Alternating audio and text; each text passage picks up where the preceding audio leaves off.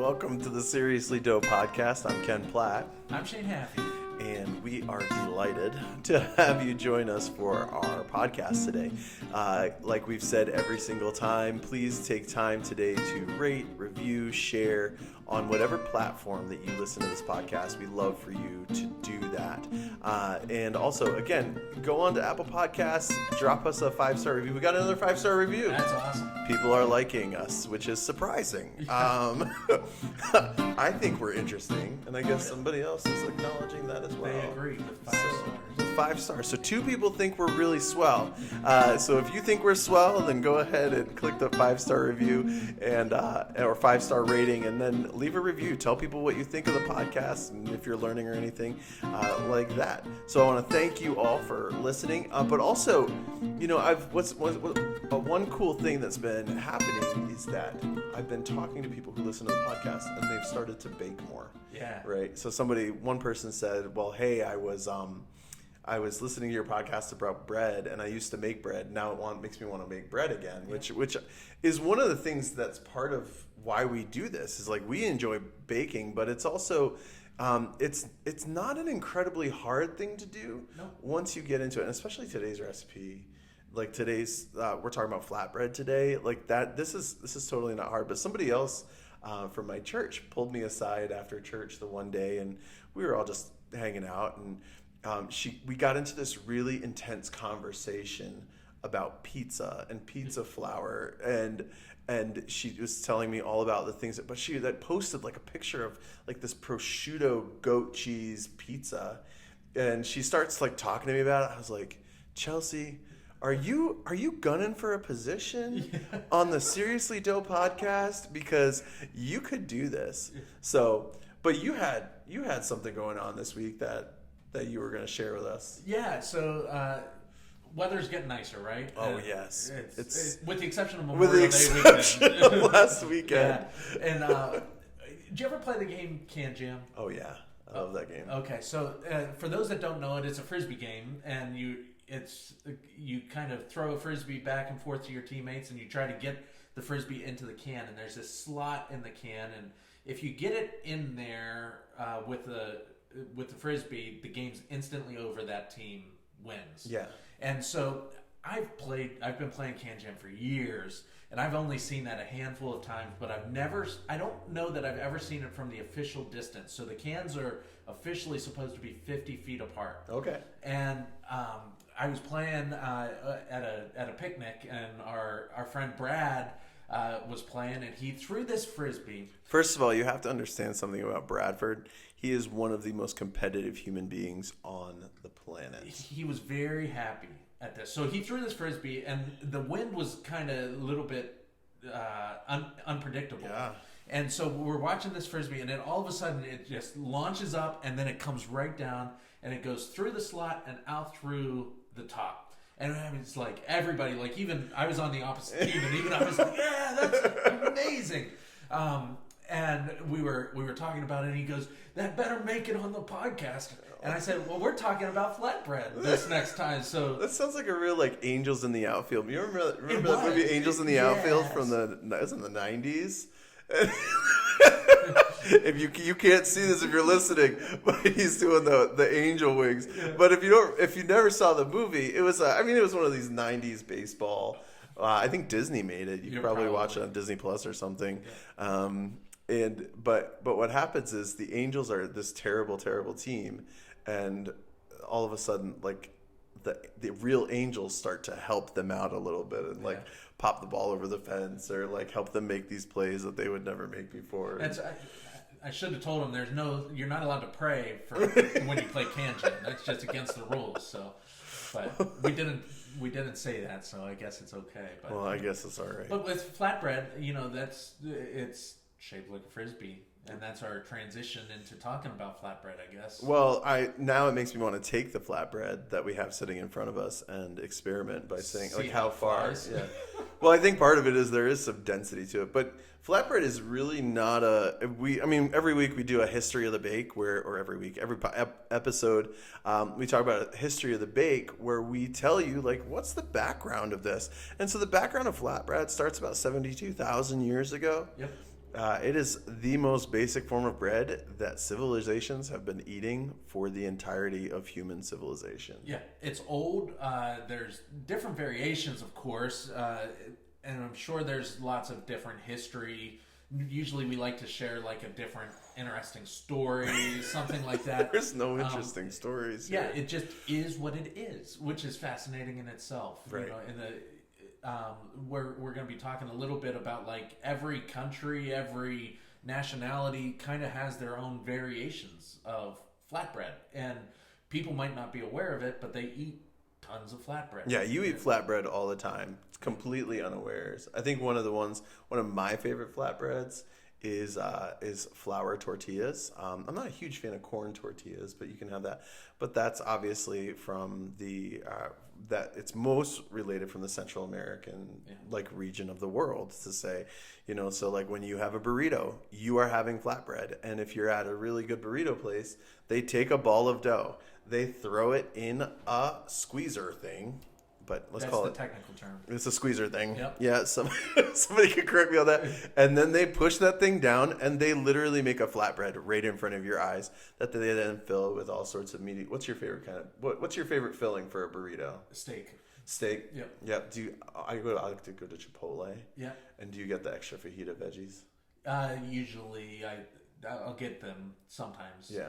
But I like the beans too. So beans and rice and meat, and then.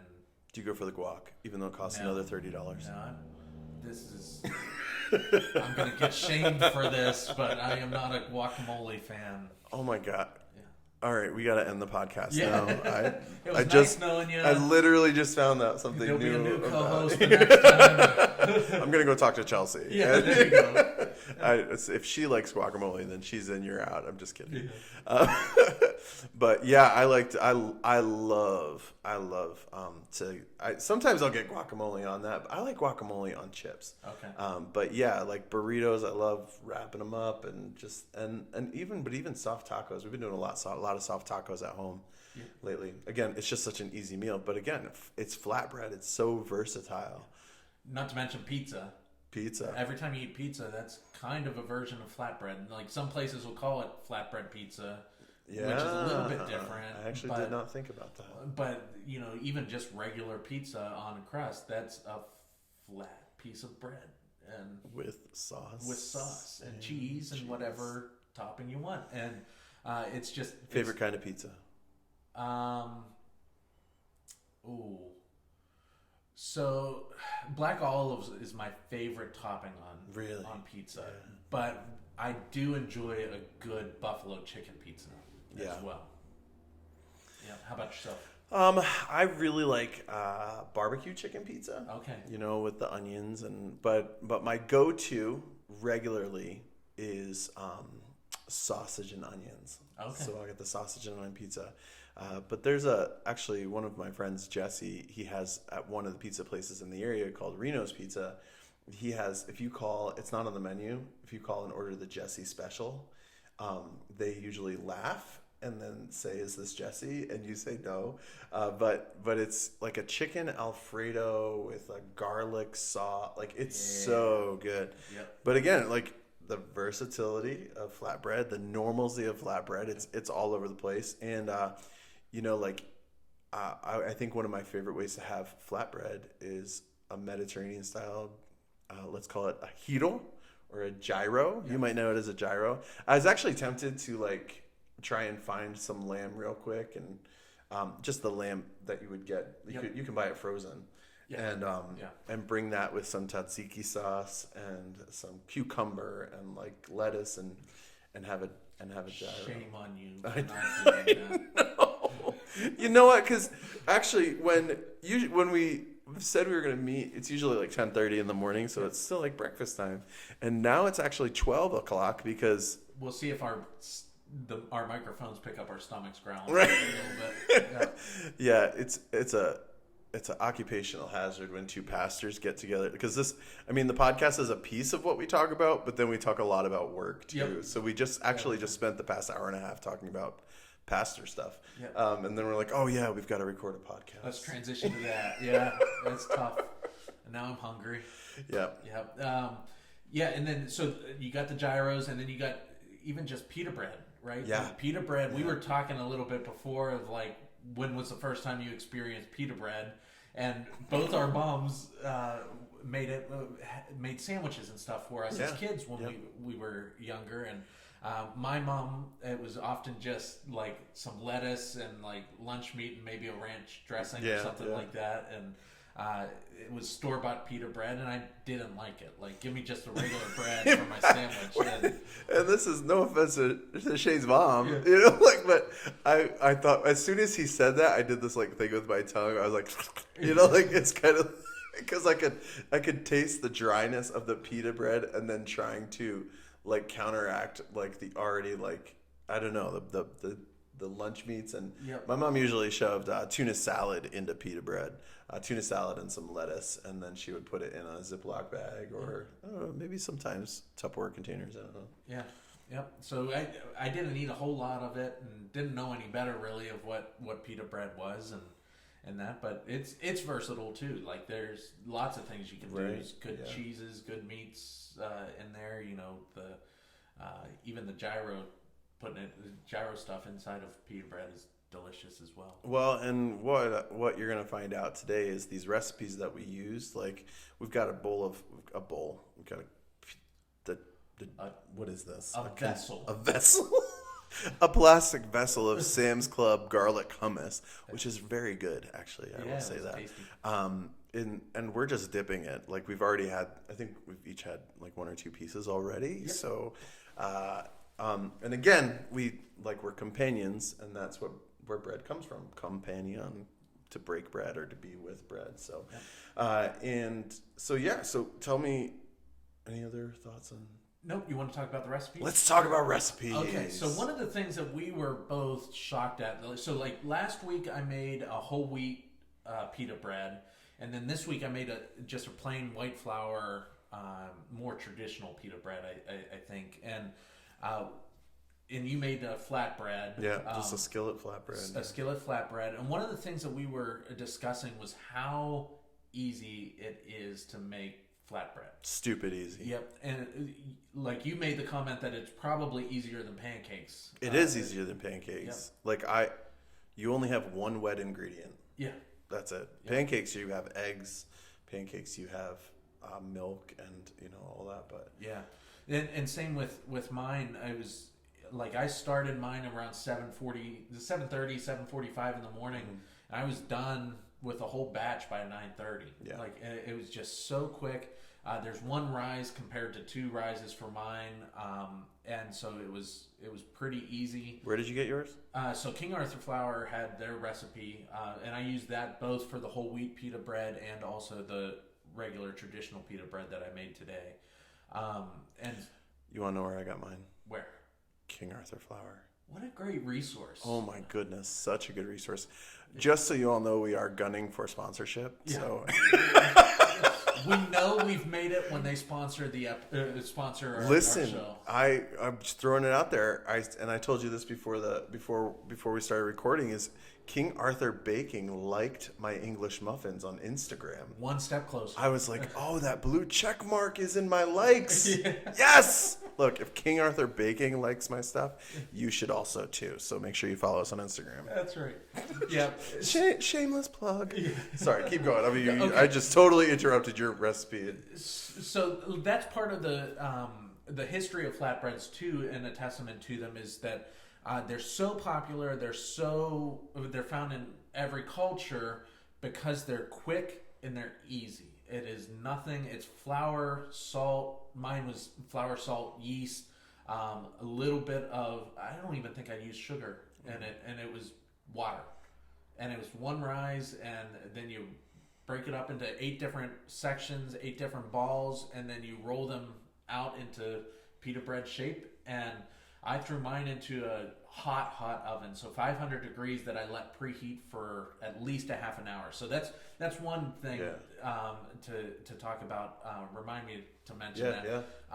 But I left my pizza stone on the bottom rack of my 500 degree oven, so it heated up as well. And then I threw the pita bread right on top of it. It was super cool. You see it balloon up, and then Sometimes it doesn't balloon, but a lot of times it does. But when you heat up, especially you need a hot oven. Let's say a recipe calls for a 500-degree oven. You can't just turn it on and when it says it's registered at 500 degrees and take it as that. You got to let that sit a little bit longer so that way it becomes a true 500 degrees. The whole oven starts to heat up, not just the element. And that's something that I learned from when I made the whole wheat pita. I threw it in right when it was beep, beep, beep, 500 degrees is ready. So I threw the first batch in, and then by the time I was towards the end when the oven was truly hot, the last ones were much better than the first ones that I threw on. And then today it was the same consistency all throughout. So that's a little tip to do. But do you want to break it? Yes. See if there's a pocket or not. We know there's a pocket. But there is a pocket. Interestingly enough, we were talking about like biblical understandings of flatbread. So like you just saw me some of you saw me break the bread. And what we were talking about is it's very likely that like when you read about the unleavened bread, this is probably what they were talking about. I kind of disagree with the whole matzah tradition, right? Just because it's more practical for something like this. Yeah. You know, yours has yeast, but mine does not. Right. And even if I was to take out the baking powder, there wouldn't be as much of a rise. It would just be a more dense bread. Yeah. And so so we got a nice little pocket. There is a nice little check out the pocket on that. So you can stuff that with whatever you want. I could put tuna fish in there. Tuna fish or lunch meat. You could put lunch meat in there. Yeah, with iceberg lettuce for all the flavor. And do you eat mayo? Yeah. Mayo, yeah. So I haven't tried these yet, so I'm excited for that. That is so good, Shane. Thank you. Yep. And it's got such a nice consistency. Did you brush oil on here? Yeah, after they were baked, I brushed the oil on. That helped soften it up just a little bit. But yeah, that's pretty good. And it's amazing how much it's easy, but it tastes so much better than a store. It really is. Store-bought. It's unrivaled. Yeah. Like how much better it is. Yeah. And again, like I cannot underscore the ease of making flatbread. Yep. Like how stupid easy it is. Yeah. Even when you make pita bread, if you don't get the pockets, it doesn't matter. Like you can, instead of stuffing things in the pocket, you just wrap it around like a taco shell, and it works out just the same. The flavor is the same. It doesn't change the flavor at all. But you want to tell us about your recipe? As soon as I got done chewing. Yeah. I probably should have taken one bite and been like, oh, that was good, and now I have time to... It's like when you're... Does this ever happen to you? Like you're doing communion, and you like break the bread for yourself, and then you take the bread, and then like there's that hot second that everyone has to just wait for you to just chew that bread. Have the internal clock buzz, like hurry up, chew. You're like, you're just going to stand here and chew the bread while everyone watches me chew this bread. Exactly. And if it's like, it's sticky, like it's stuck to the roof of your mouth, you're like, okay, we're going to continue. Or like those stupid communion cups that we've had that have the little like styrofoam cracker in them. And, the Cheez-Its and juice. Oh, man. I'm probably going to hit nail for that one. I'm sorry. Yeah. Those are the worst. And we're actually talking about that right now for church. Someone's like, when are we going to start taking communion regularly again? We went back last month. Yeah. And I think that we're going to start doing that. We have a logistics problem, but that's a whole nother conversation. Yeah. Again, welcome to a pastor talk. That's what goes on in our brains. Yeah. Tell us about your recipe. My recipe is, again, King Arthur flour, King Arthur baking, and it's a skillet flatbread. So while he did his in the oven, mine went directly into an iron skillet. And I love skillet cooking. Skillet cooking is one of my favorite ways to cook. We don't own Teflon. We don't own any other type of pan. We own iron skillets. We have 2 different sizes, so... Anyway, it was easy. You used yeast. I used it was just water, baking powder, salt, and flour, and just unbleached King Arthur flour that I mixed together, and then I let rest for 10 minutes, and then I cut it up into 10 smaller balls. Again, like you could make these as big or as small as you want. Like if you want like something bigger that you're gonna wrap something in, or if I wanted to make a flatbread pizza, then I wouldn't have broken it up at all. Right. You know, I would have just rolled it, and then you cut the balls out, and then you cut the pieces out, and then you roll them into a ball, and then you roll them out into a flat with your rolling pin, and then I let the pan heat up for a good bit. Yeah. You know, like I didn't just say, oh, I think it's about. I waited till I 100% knew that pan was hot and ready, and just drizzled some olive oil in there. And just, you know, there's something very satisfying about dropping something in and listening to it sizzle. Like, you just think, this is going to be good. Yep. Because of the oil is now cooking directly into that. And then it's just 2 minutes on each side, and you take them off, you throw them on the cooling rack, and then, like, you're ready to rock. Yeah. I can't, it was less messy than pancakes. I keep saying this because I want to encourage you to do this. It's so simple. Anybody can do it. And one of the things that they said on the recipe is like these are staples, and generally everybody who has a pantry of some sort has these staples. Yeah. And it's easy to get them if you don't. You know, it's in every store. Except, do you remember like when the pandemic started last week? Last week. Oof. Last year, yes, and oh my god. So I actually did like what would have been episode 1 of Seriously Dough before I even knew you existed. I when the pandemic was hitting, there was that like legitimate concern about food security and stuff like that, and I was asked by many people about how to bake bread. Yeah. And so I did a tutorial for like my basic white bread that we talked about, you know, and stuff. But then I did that episode, and then everybody went out to try to buy flour and yeast and stuff. And not a chance. Yep. Nope. Because I remember at that same time, I'm like, now's a good time to start baking my own bread. Yeah. And I remember looking for flour. I found yeast, but I found no flour. Yep. And I was like, all right. So then I went actually onto the King Arthur website, and I tried to order flour from King Arthur, and they were backlogged. Yeah. They were like, estimated delivery is like 2 months. Yeah. What a crazy time, right? Yeah. You know, last week. Yeah, last week. Yep. Is that fresh in your mind? So yeah. Different consistencies on ours. Yeah. It's similar but different at the same time, which is another thing that's fascinating with bread. Is that we have the same basic ingredients with a completely different flavor profile. Mm-hmm. And that's the fun part of mixing it up and doing different things with it. Well, and like I said before, like one of the things about this recipe even is that it's so versatile. Like if you were to taste this bread, while it tastes like good bread, it's soft and like it's got a good consistency.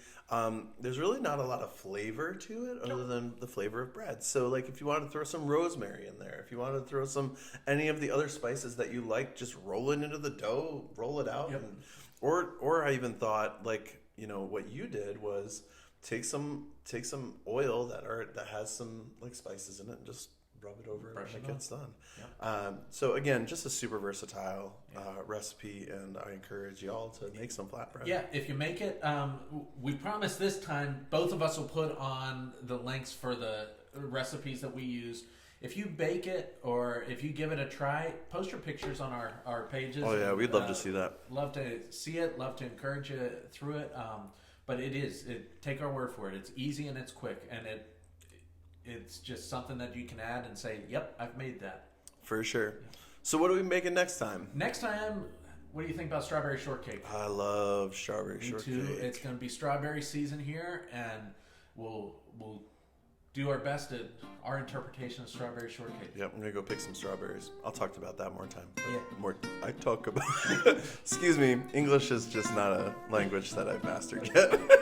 But yeah, we're going to talk about strawberry shortcake, and we're also in talks about possibly adding an element to our show, like a separate episode of interviews. So yeah, that's it. Yeah, that'll be fun, and we'll see you next time. Thanks for listening. We'll talk to y'all soon.